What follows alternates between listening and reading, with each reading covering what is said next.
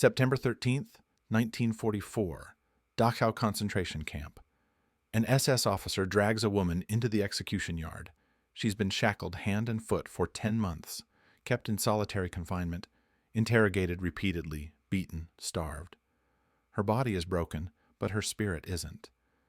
Before the war, she was a musician, an accomplished harpist and pianist who studied at the Paris Conservatory. She wrote children's stories and poetry. She was raised a pacifist, taught that violence was never the answer. She's a princess, descended from 18th century Indian royalty. Her name is Noor Inayat Khan, and she's about to be executed by the Nazis for being a spy. The SS officer beats her one final time. She falls to her knees. He puts a gun to the back of her head. Her last word, according to a prisoner who witnessed her death, is liberté. Liberty. She was 30 years old. She'd been a spy for exactly 14 months. That's what real espionage looked like in World War II. Not James Bond with gadgets and martinis. Not glamorous action sequences. Real spies were musicians and housewives and criminals and teenagers. They parachuted into enemy territory knowing they'd probably die. They endured torture that would break most people. They lived with the knowledge that if they were captured, their own side would deny they ever existed. And most of them did die, unknown, unremembered, with their secrets intact. But here's what history doesn't always make clear. Those spies won the war, not just contributed to victory. They fundamentally shaped the outcome of World War II in ways that generals and admirals never could. The success of D-Day, the defeat of Nazi Germany, the survival of Allied leadership, all of it depended on people willing to die in the shadows so others could fight in the light. This is the story of the spies who paved the way for Allied victory. Some were rejected by their own countries before finding purpose. Some were playboys who became legends. Some were housewives who became warriors. One was a 16-year-old kid who saved Churchill, Roosevelt, and Stalin from assassination. And one was a career criminal who tricked the Nazis so effectively that he was awarded an Iron Cross while secretly working for Britain.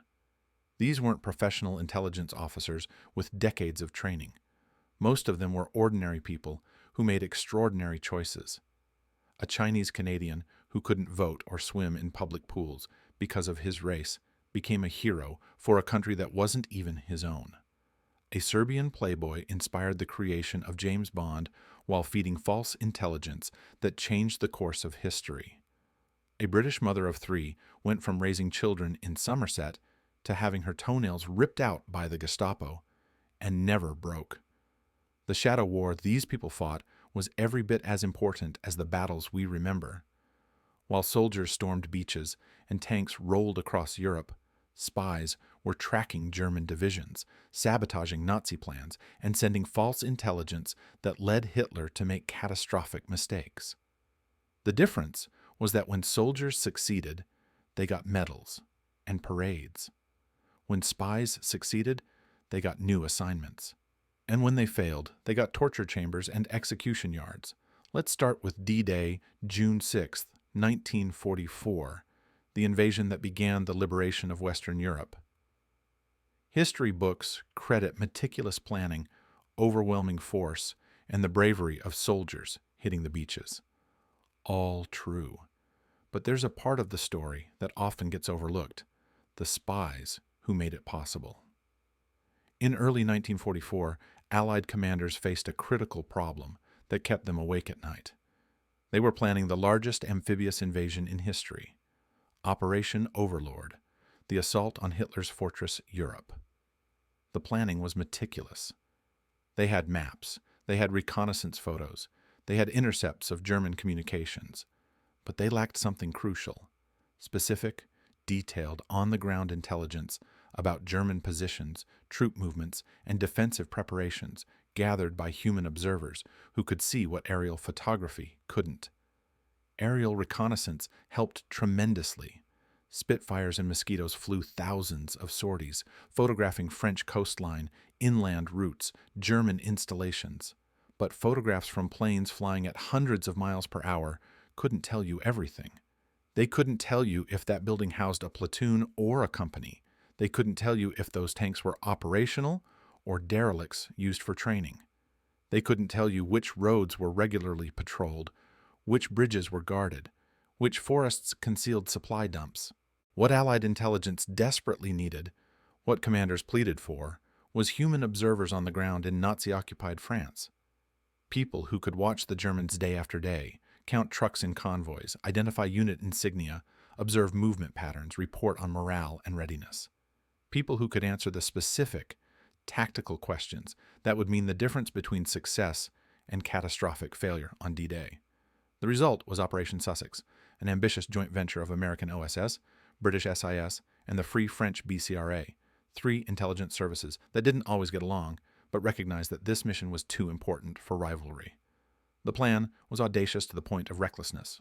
Recruit over 100 volunteers, train them as spies, and parachute them into Nazi-occupied territory where they'd set up networks to gather intelligence before, during, and after the invasion. 104 people volunteered for what everyone knew was essentially a suicide mission. Among them was a 22-year-old French woman named Evelyne Clopet. Clopet was the daughter of a merchant marine captain from Pornic, France. When the war started, she and her parents moved to Morocco. After the Allies liberated French North Africa, she joined Free French Intelligence as a second lieutenant, working on transmissions and communications in Algeria. When word came that the Allies needed volunteers for hazardous duty in occupied France, she didn't hesitate. She was flown to England in February 1944 and put through months of intensive training: parachute jumps, lethal close combat, sabotage techniques, how to identify enemy units, radio communications, coding and decoding messages, everything she'd need to survive behind enemy lines. On the night of July 7th into the 8th, 1944, exactly 1 month after D-Day, Evelyne Clopet was pushed out of a B-24 Liberator bomber into the darkness over Nazi-occupied France.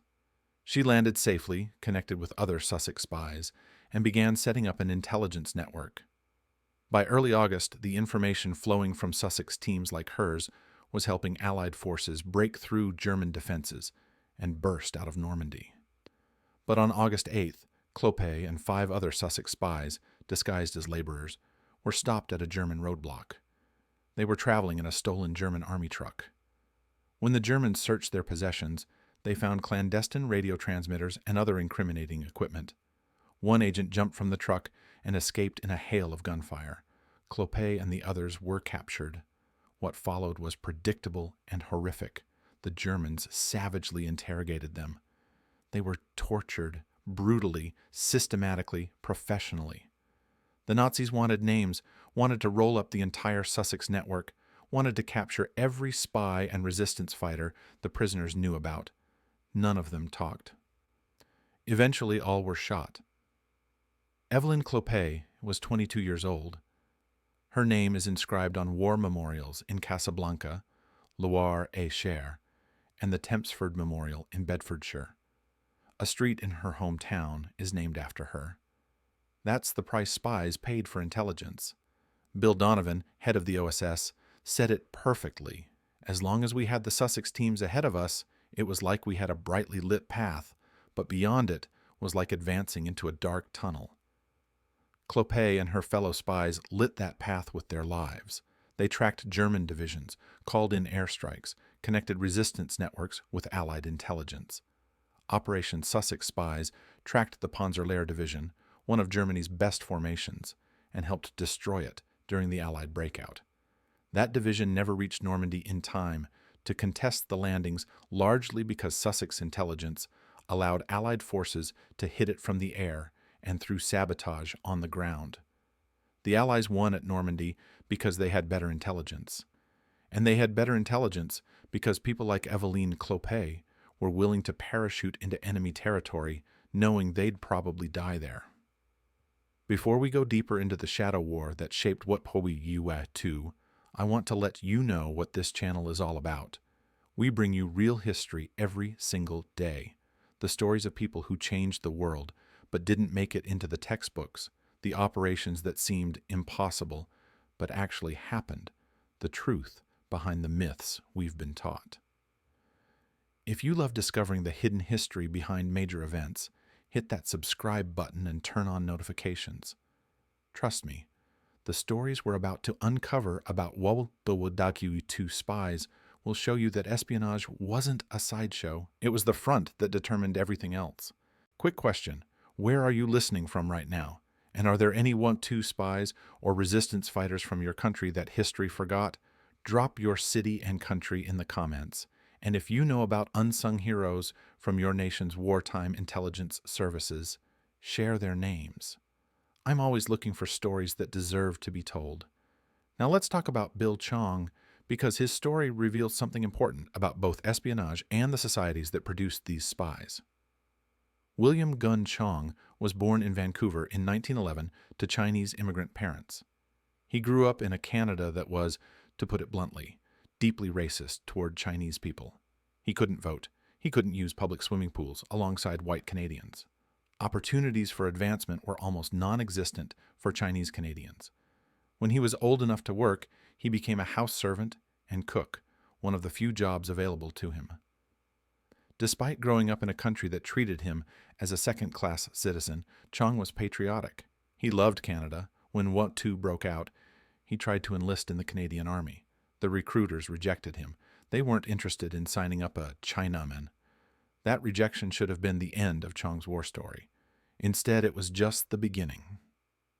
In 1941, Chong's father died in Canton, China, and his sister in Hong Kong needed help settling the estate. So Chong traveled to Hong Kong. The probate process took longer than expected. Weeks turned into months. Chong was still in Hong Kong on December 8, 1941, when Japan kicked off the Pacific War by attacking Hong Kong, along with Pearl Harbor and other Allied possessions. Japanese forces invaded Hong Kong Island on December 18th. After a week of brutal fighting that killed thousands of civilians, the British garrison, which included Canadian units, was forced to surrender. Chong watched the Japanese occupation with growing horror. The brutality, the executions, the casual cruelty of the conquerors. The final straw came when he witnessed a Japanese soldier execute a wounded Canadian officer in cold blood. That Canadian officer was wearing the uniform of the country that had rejected Chong when he tried to serve, but he was still Canadian. And something in Chong decided that moment that he was going to do something about it. Chong sold everything he owned in Hong Kong, burned his Canadian passport to prevent it from being used by the Japanese, and escaped to mainland China. His plan was to find Chinese guerrillas and join the fight. But a British military intelligence officer had a better idea. The British desperately needed spies who could speak both Chinese and English. Chong was perfect. The Canadian military had scorned him for his race. The British eagerly recruited him precisely because of his background. Chong was assigned to the Directorate of Military Intelligence, Section MI9, which specialized in helping POWs escape from enemy captivity and gathering intelligence. When MI9 formed a subunit called the British Army Aid Group to operate in Japanese-occupied southern China and Hong Kong, Chong volunteered for the most hazardous assignments. He was given the codename Agent 50 and sent behind Japanese lines. His existence for the next 3 years was exhausting, terrifying, and lonely in ways most people can't imagine. Agent 50 traveled war-torn countryside on foot, always on foot. Because vehicles attracted attention and required fuel and permits that a clandestine agent couldn't obtain. He sometimes covered 50 miles in a single day, moving at night when possible, hiding during daylight hours, sleeping rough in forests or abandoned buildings, never staying in one place long enough to be remembered or reported. He delivered desperately needed medicines to resistance cells operating behind Japanese lines, antibiotics, anti-malarials, surgical supplies that meant the difference between life and death for wounded resistance fighters. He located and rescued downed Allied pilots and air crews, men who'd been shot down over occupied territory and were trying to evade capture. Some were injured. Some spoke no Chinese. All were terrified and desperate. Chong would find them, assess their condition, determine the safest route to friendly territory, and guide them through hundreds of miles of enemy-occupied countryside. He scouted Japanese troop positions and reported back on enemy movements, which units were deploying where, what their strength appeared to be, what equipment they carried, where they were headed. This mundane-sounding intelligence was actually invaluable for Allied operational planning. Knowing that a Japanese regiment had moved from position A to position B could tell Allied commanders that an offensive was being planned, or that enemy strength in a particular area had been weakened and could be exploited. The physical demands were brutal. 50 miles in a day meant walking for 12 to 14 hours, often on mountain paths or through jungle, in heat and humidity that sapped strength, with minimal food and water. Chang had to avoid not just Japanese patrols actively hunting for spies, but also Chinese bandits who'd happily rob or kill a lone traveler, and collaborators who'd sell information to the Japanese for a reward. He was captured 3 times by the Japanese, captured, interrogated, held prisoner. And 3 times, through a combination of cleverness, luck, and sheer determination, he managed to escape and make his way back to British lines to continue his work. The exact number of people whose freedom or lives Bill Chang saved is unknown, but it was substantial. After the war, he was decorated by Hong Kong's governor, the only Chinese Canadian ever awarded the British Empire Medal. British intelligence, recognizing that they had someone special, asked him to stay on. He agreed. Chang continued working for British intelligence, operating out of Hong Kong and conducting missions into communist China until he retired in 1976. He returned to Canada, but nobody knew about his background. He was just another elderly Chinese Canadian, invisible to the country that had rejected him decades earlier. Then, someone noticed a photograph of him receiving an award from Hong Kong's governor. Word spread. He was inducted into a veterans organization. Eventually, he became the subject of a CBC documentary. Bill Chang died in 2006 at age 95, a hero who'd spent most of his life unknown in his own country. While Bill Chang was rescuing Allied personnel behind Japanese lines, another spy was conducting operations that would literally save the lives of Churchill, Roosevelt, and Stalin, and he was 16 years old when he started. Gevork Vartanian was born in 1924 to Armenian parents in southern Russia. His father worked for the NKVD, the predecessor to the KGB. In 1930, the family moved to Iran, where his father posed as an Armenian businessman while secretly running Soviet intelligence operations. In 1940, 16-year-old Gevork was recruited by his father into the NKVD. When Germany invaded the Soviet Union in 1941, Iran suddenly became critically important.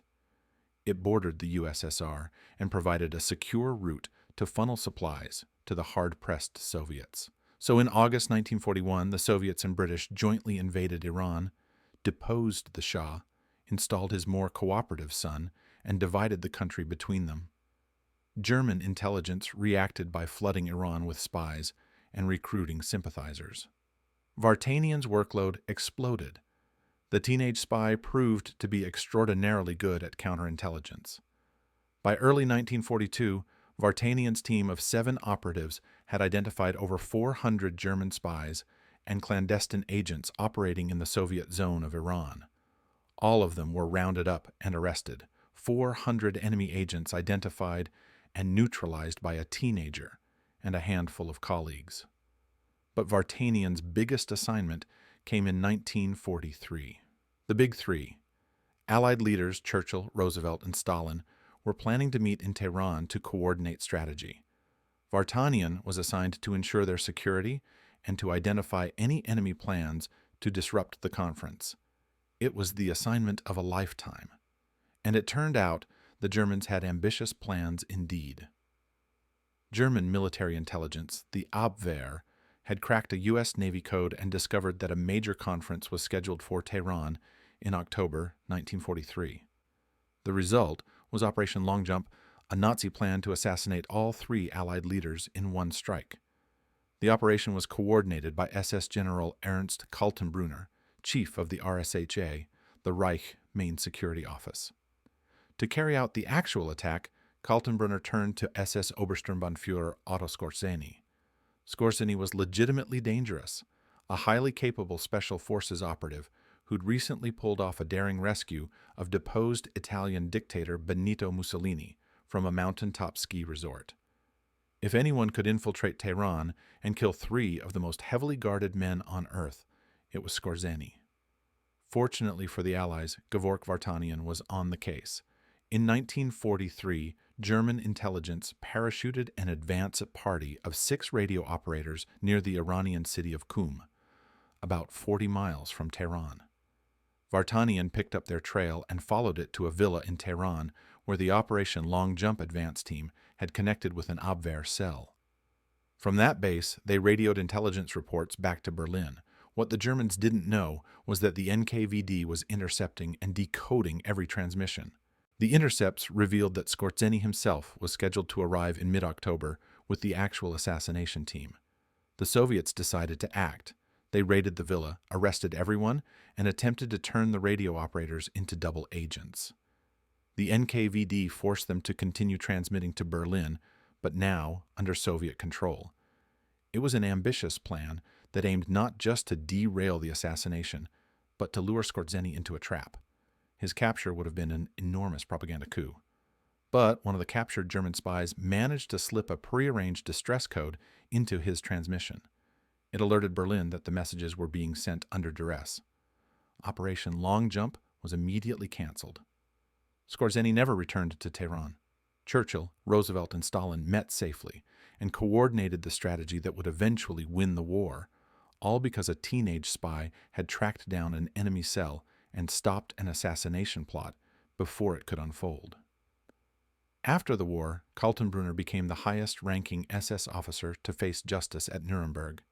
He was convicted of war crimes and crimes against humanity and hanged in 1946.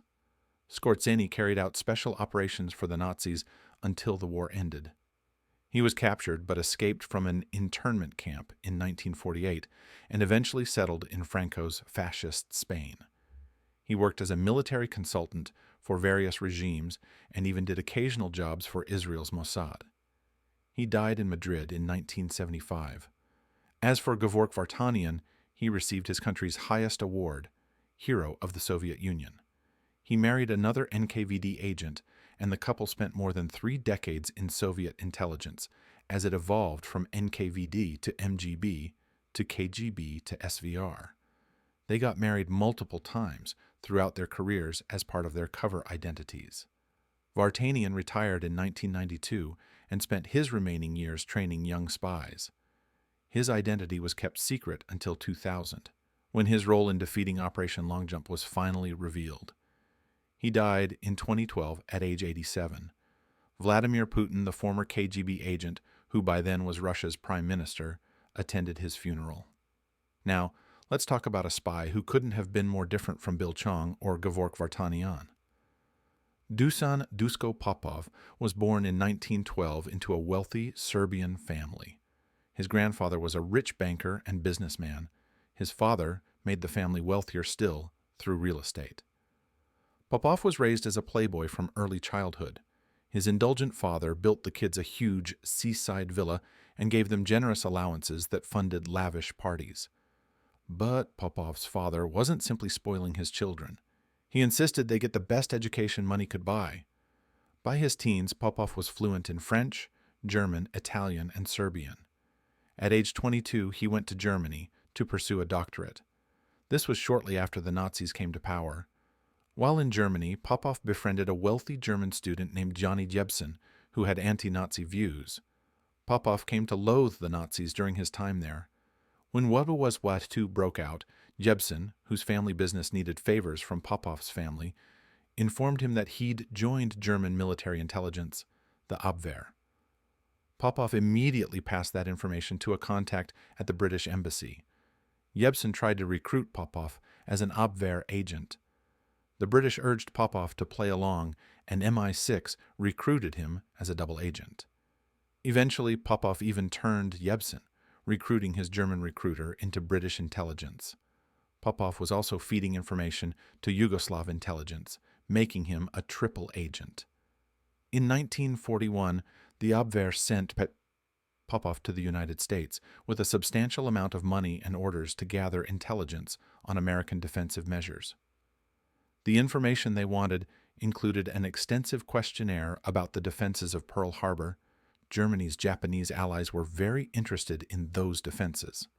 The British worked with the FBI to handle Popov while he was in America, but FBI Director J. Edgar Hoover and his agents completely mishandled the situation. Rather than use Popov as a double agent to understand German and Japanese intentions and feed them false information, Hoover just wanted to use him to catch German spies operating in America. Worse, Hoover failed to pass Popov's Abwehr questionnaire to American military authorities, particularly the detailed questions about Pearl Harbor's defenses. A few months later, on December 7, 1941, the Japanese attacked Pearl Harbor and wrecked the U.S. Pacific Fleet. Hoover's failure to communicate what amounted to a clear intelligence warning about Japanese interest in Pearl Harbor should have wrecked his career. Instead, he buried it so thoroughly that it didn't come out until decades later, long after his death. While Popov was in the United States, British intelligence assigned a naval intelligence officer named Ian Fleming to monitor him. Fleming followed Popov around American nightclubs and casinos, watching as the Serbian playboy, womanized, spent the money furnished by the Abwehr, and made a killing at the roulette tables. Popov's style and panache made an impression. Years later, Fleming created James Bond, Agent 007. Some famous scenes from Casino Royale were based directly on Fleming's observations of Popov in American casinos. Eventually, Popov's relationship with the FBI became so toxic that British intelligence recalled him to London. There, he continued feeding false information to the Abwehr. His biggest contribution would come in 1944, as part of the intricate Allied deception plans designed to mislead the Germans about where and when the invasion of France would take place. The overall deception strategy was called Operation Bodyguard. Within that umbrella were multiple sub-operations designed to convince the Germans that the Allies would invade somewhere other than Normandy. The most successful of these was Operation Fortitude, and Duško Popov played a key role. Operation Fortitude created an entirely fictitious army, the 1st U.S. Army Group, or FUSAG, supposedly assembling in southeast England under the command of General George S. Patton. Popov fed the Germans detailed information about FUSAG's units, strength, organization, and equipment. The Germans believed every word. They'd come to trust Popov implicitly as one of their most reliable intelligence sources. They had no idea he was feeding them exactly what British intelligence wanted them to believe. The payoff came on D-Day, June 6, 1944, when Allied forces landed in Normandy. The Germans were caught somewhat by surprise. They'd been expecting an invasion, but not necessarily at Normandy and not on that particular day. But here's where Operation Fortitude and Popov's false intelligence really paid off. Even after the Normandy landings began, the Germans remained convinced that this was a diversion, that the real invasion would come at the Pas de Calais, launched by Patton's FUSAG. So, instead of rushing all available reinforcements to contest the Allies in Normandy, the Germans kept powerful formations sitting in the Pas de Calais, waiting to repel the real invasion that was supposedly still coming. Popov's handlers had hoped to keep German forces tied down for 2 weeks after D-Day. The deception worked beyond their wildest expectations. The Germans kept those divisions in the Pas de Calais for 7 weeks. 7 weeks. While German commanders pleaded for reinforcements to stop the Allied advance in Normandy, Hitler and his high command kept elite divisions sitting idle in the Pas de Calais, defending against an invasion that existed only in British imagination and German belief. By the time those formations were finally released and sent to Normandy, it was too late. The Allies had built a powerful beachhead and were beginning their breakout that would liberate France and drive toward Germany. I have to pause here and ask you something. Duško Popov fed the FBI intelligence about Pearl Harbor defenses that the Japanese were specifically asking about. This was months before the attack. J. Edgar Hoover buried it, never told the military, and thousands of Americans died at Pearl Harbor. After the war, Hoover covered it up completely and kept his position as FBI director for decades. Should that intelligence failure have ended Hoover's career? Or were the failures on both sides just part of the fog of war? Where's the line between honest mistakes and criminal negligence when lives are at stake? Drop your thoughts in the comments. I'm genuinely curious where you draw that line. The success of D-Day and the Allied advance through France depended on deception operations like Fortitude, but it also depended on human intelligence gathered by spies on the ground. Not all of those spies were professionals. Some were ordinary civilians who found themselves thrust into extraordinary circumstances. Odette Sansom was a housewife in Somerset, England, raising 3 young daughters. In 1942, she heard a British Admiralty broadcast appealing for photographs of the French coast. Odette had grown up in northern France and happened to have some photos. She sent them in, but to the wrong address. Instead of the Admiralty, they went to the War Office. That mistake changed her life. The photos attracted the attention of the Special Operations Executive, the SOE, an organization of clandestine agents and spies that Winston Churchill had tasked with setting Europe ablaze. The SOE recruited Odette almost immediately. A few months later, this housewife and mother of 3 was infiltrated into Nazi-occupied France as a member of an SOE cell. Odette's first mission was mundane: arrange accommodation for her network's radio operator, who lacked necessary ration cards. She succeeded. Then, just a week after her arrival in France, the Germans reacted to the Allied landings in North Africa by invading and occupying the previously unoccupied rump of Vichy France. Suddenly, Odette's operating environment became far more dangerous. Her SOE network was already suffering from internal strife and poor security.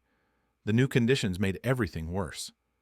Odette continued her courier work between the SOE and various resistance groups while her network descended into chaos. Poor security nearly got her captured during a botched attempt to arrange a clandestine nighttime airplane landing.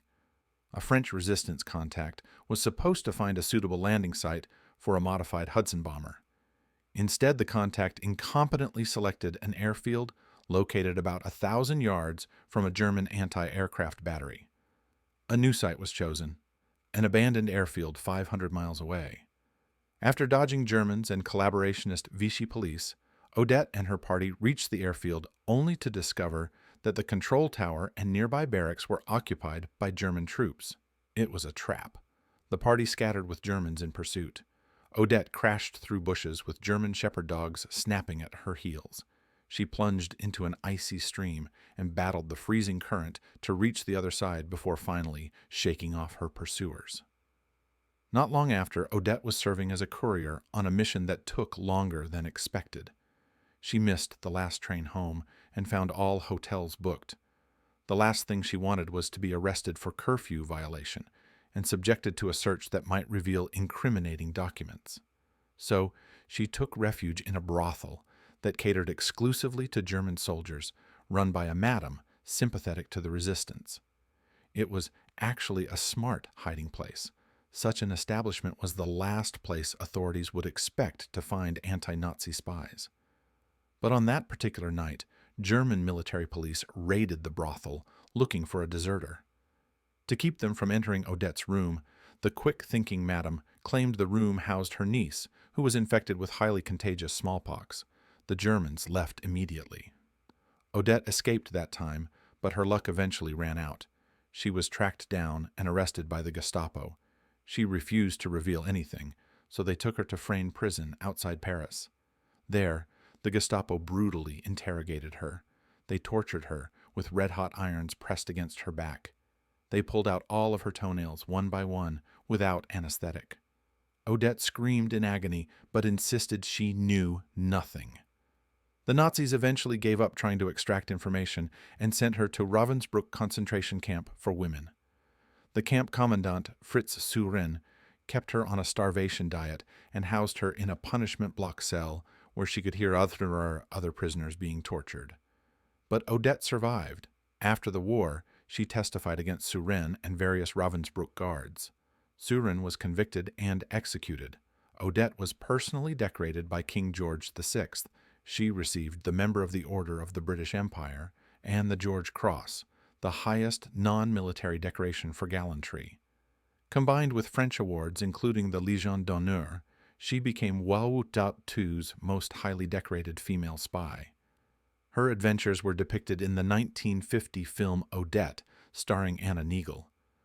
While Odette Sansom represented respectability turned to espionage, Eddie Chapman represented the opposite, criminality turned to patriotism. Chapman, who gained the codename Agent Zigzag, was a safe-breaker, thief, and career criminal before the war. He would become one of WW2's most effective spies, and the only Englishman ever awarded a German Iron Cross. Chapman came from a dysfunctional family and was a delinquent from early on. He enlisted in the British Army at 17, but deserted within months. When caught, he was sentenced to prison and dishonorably discharged. After his release, Chapman turned to fraud and crime to support gambling and drinking habits. When Whip began, he was hiding in Jersey in the Channel Islands, evading arrest warrants waiting for him on the British mainland. A botched burglary earned him a 2-year sentence in a Jersey prison. That's where the Germans found him when they captured the Channel Islands in 1940. Chapman offered to work for the Nazis. Eager for spies to send to Britain, the Germans freed him and trained him in explosives, sabotage, and other clandestine skills. They parachuted him into Britain in 1942 with orders to sabotage and destroy a bomber factory. Chapman was arrested almost immediately after landing. He accepted an offer to become a double agent, an easy choice since the alternative was probably a hangman's noose. Given the codename Agent Zigzag, British intelligence concocted an elaborate plan to fake the bomber factory's destruction. It completely fooled the Germans and raised Chapman's status enormously in their eyes. From then on, Chapman's radio reports, carefully crafted by British intelligence, were treated as gospel by the Germans, who came to see him as one of their most valuable and reliable spies. He was recalled to Germany and given a hero's welcome. After D-Day, he was awarded an Iron Cross, the only Englishman ever to receive one, and sent back to Britain to report on the effectiveness of German V-1 and V-2 rocket attacks on London. Chapman set up operations and, under British control, sent the Germans inflated casualty figures from the rocket strikes. More importantly, he systematically deceived the Nazis about where the rockets were actually landing. The Germans, trusting Chapman's reports, adjusted their aim based on his false intelligence. As a result, V-1S and V-2S increasingly fell on lower population density areas of London, with correspondingly fewer casualties. Eddie Chapman, career criminal turned double agent, saved thousands of London lives through systematic deception. If you've made it this far, thank you for joining me on this deep dive into the spies who won World War II. This channel is all about uncovering the hidden history that shaped our world, the people who changed everything but never made it into the history books, the operations that seemed impossible but actually happened. We publish new episodes every single day.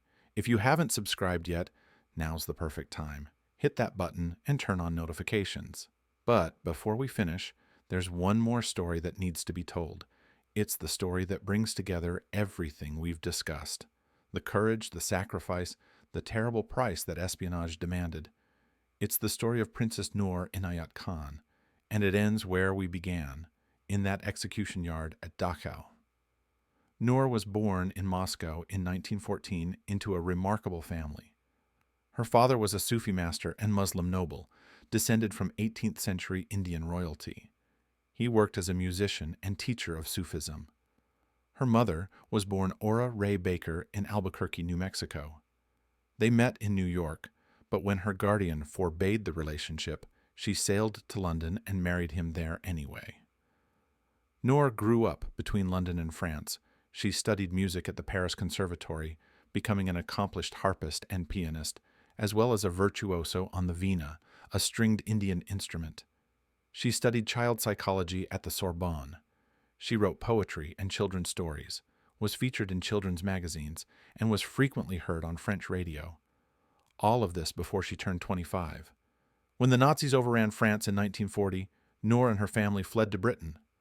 Although raised a pacifist, her father had taught her that violence was never the answer. She and her younger brother set aside their pacifism to fight Nazism. In November 1940, Noor joined the Women's Auxiliary Air Force as an aircraft woman second class and began training as a wireless operator. Having grown up in France and being fluent in French, Noor was recruited by the SOE's French section. In early 1943, she was sent for special training as a wireless operator behind enemy lines. Other SOE female agents had been sent to France before, but they'd all been couriers. Noor would be the first female wireless operator infiltrated into Nazi-occupied France. Her job was to maintain communication between the resistance and London, sending and receiving messages to coordinate activities. It was extraordinarily dangerous work. By 1943, the Germans' ability to detect clandestine transmissions had improved dramatically. Wireless operators had to hide as best they could, stringing up aerials disguised as clotheslines in attics, tapping out messages in Morse code, then waiting, sometimes for hours, for acknowledgement. German signal detection vans constantly patrolled, using direction-finding equipment to triangulate transmission sources. Staying on the air too long risked leading the Germans straight to you. Operators had to constantly relocate with bulky transmitters that filled entire suitcases. In 1943, when Noor accepted her assignment, the average life expectancy of a clandestine wireless operator in Nazi-occupied territory was 6 weeks. On the night of June 16th into the 17th, 1943, Assistant Section Officer Noor Inayat Khan, codenamed Madeleine, and using the fake identity Jean-Marie Regnier, boarded a black-painted Westland Lysander. She was flown to a clandestine airfield in German-occupied France and met by Henri Dericourt, an SOE agent who coordinated air operations. Dericourt's service remains controversial.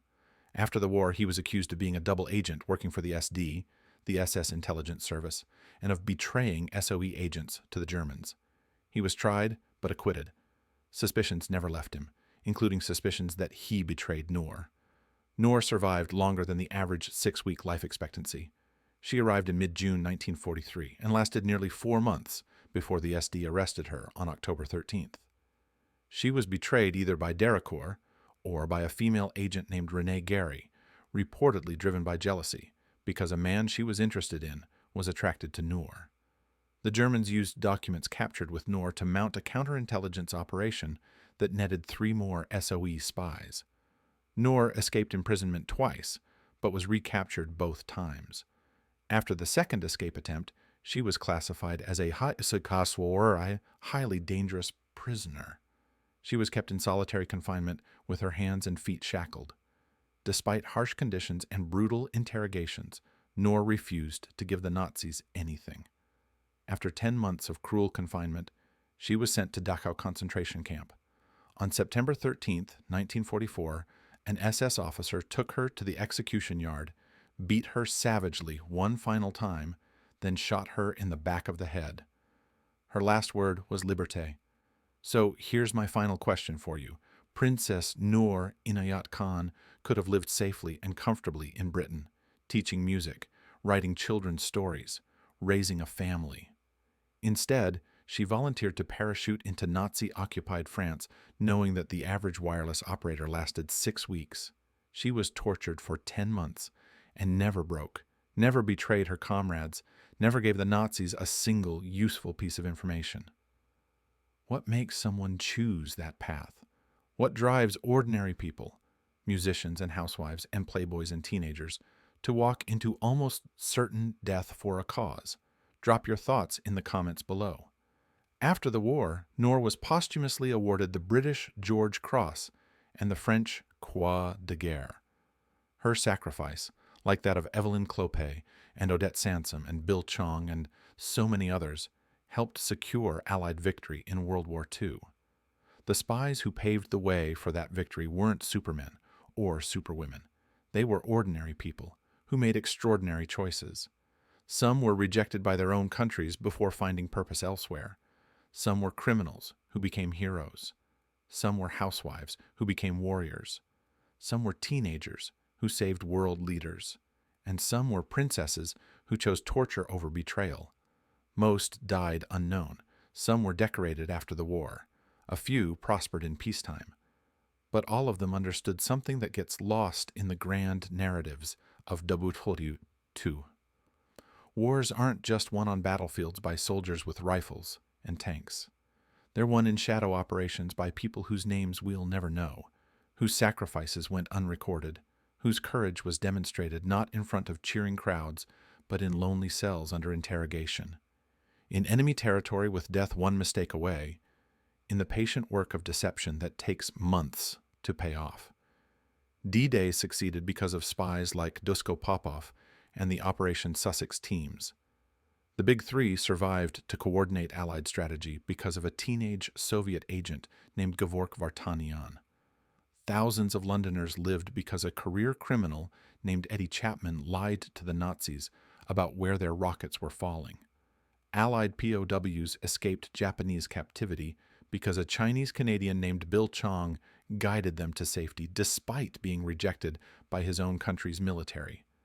And Princess Noor Inayat Khan, sensitive and shy, a musician and poet who'd been raised as a pacifist, died on her knees in a concentration camp, having given the Nazis nothing, having betrayed no one, having kept faith with her cause to the very end. That's what real espionage looked like in World War II. Not glamorous, not cinematic, just ordinary people doing extraordinary things, paying extraordinary prices, and changing the course of history from the shadows while others fought in the light.